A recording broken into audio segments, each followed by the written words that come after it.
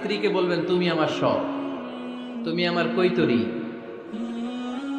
তুমি আমার টুনটুনি, তুমি আমার ময়না পাখি, তুমি আমার সোনা পাখি। ওই যে কয় কলিজা, তার মানে প্র্যাকটিস চলে বাসায়।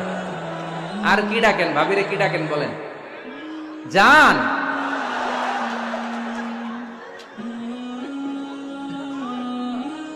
জান ডাকেন। আর ভাবি কি ডাকে আপনাদেরকে?